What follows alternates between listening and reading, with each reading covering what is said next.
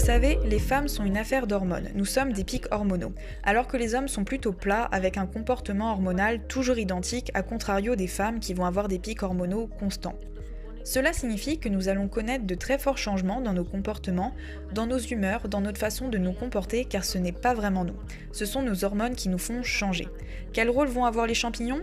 Il s'agit de régulateurs hormonaux, ce qui signifie qu'ils vont nous aider à ne pas avoir une sécrétion forte à un moment donné et une inhibition aussi forte à un autre moment, mais plutôt à avoir une sécrétion d'hormones beaucoup plus linéaire. Et cela va avoir des répercussions sur le comportement, au niveau du moment, disons, dans la jeunesse, sur l'effet qu'ont les hormones sur les jeunes femmes, au niveau des sautes d'humeur, des changements soudains au niveau de toute la partie concernant les règles, s'il y a des douleurs, et ainsi de suite. Et puis, d'un autre côté, à mesure que la femme mûrit, il contribue également à la fertilité de la femme en étant capable de prolonger la fécondité et d'avoir un meilleur fonctionnement de l'ensemble du système génito-urinaire. Ensuite, nous aurons un contrôle hormonal très strict pendant la ménopause,